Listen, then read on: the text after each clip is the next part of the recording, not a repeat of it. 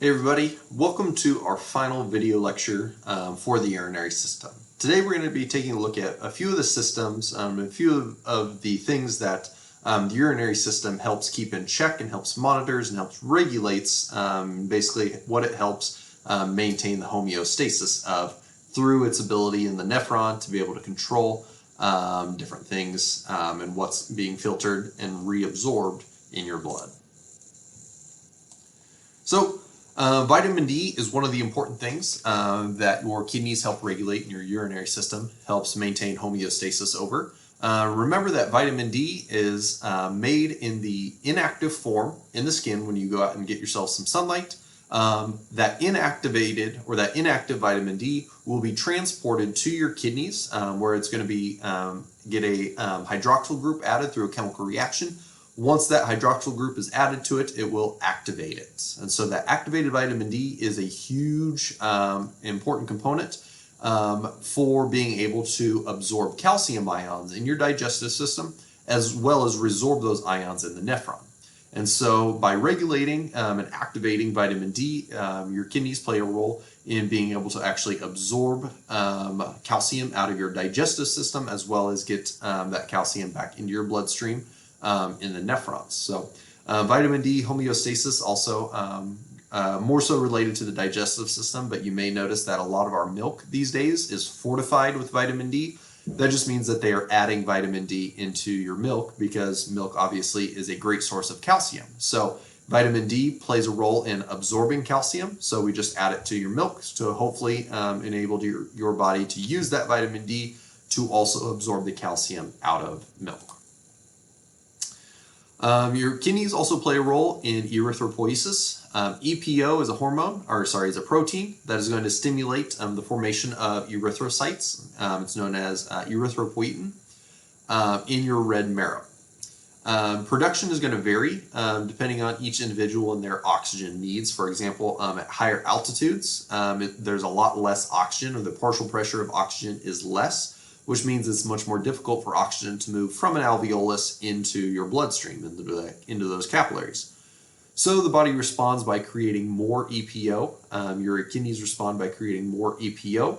And as a result, more EPO means more erythropoiesis, which means more erythrocytes flowing through your blood vessels. And with more erythrocytes flowing through your blood vessels, that means you get a lot more oxygen being carried. And so it kind of makes up for there being less oxygen in the air available to your body. Water, obviously, is going to be one of the major things that your kidneys play a role in maintaining and regulating. Osmotic gradients control water that's being pulled out as well as being put back into your bloodstream. But not only water, salt and glucose amounts are also going to be important. We'll take a look at salt on the next slide. But water is going to play a huge role in maintaining the homeostasis, and your kidney is going to do a great job of maintaining that.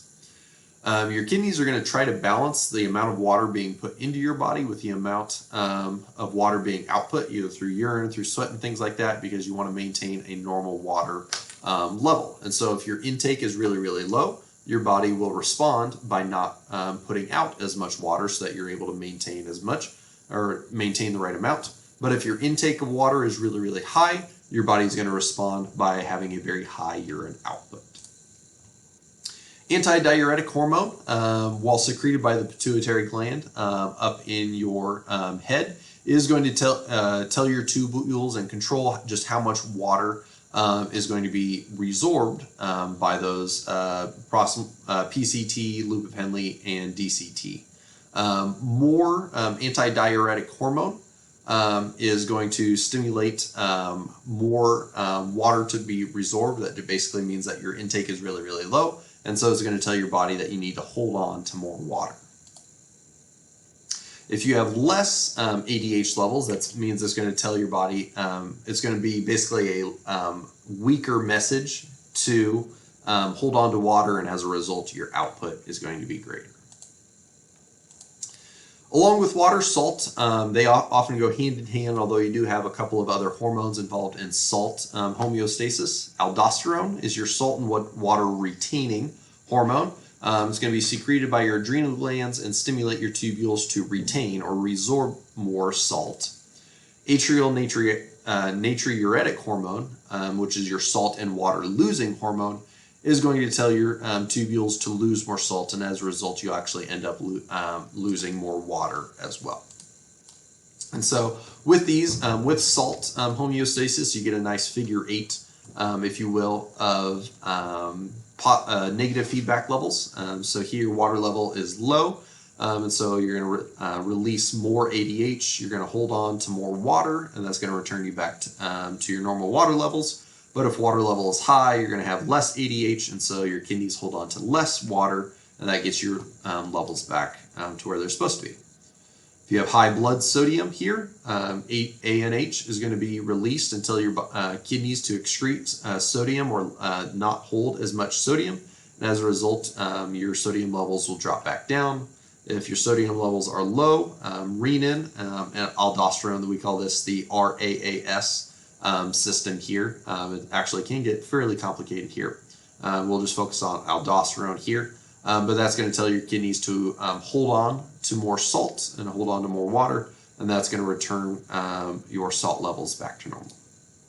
So those are just a few things that your body helps maintain a homeostatic levels. One thing I didn't mention in this, but is also associated with it, is blood pressure.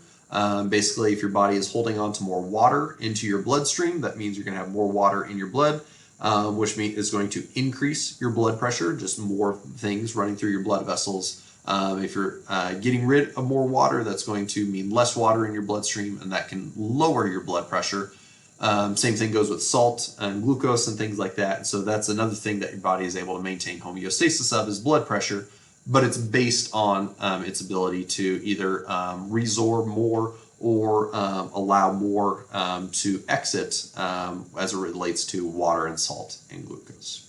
So this is the last one, so make sure you keep finishing all of your video quizzes. Let me know if you have any questions.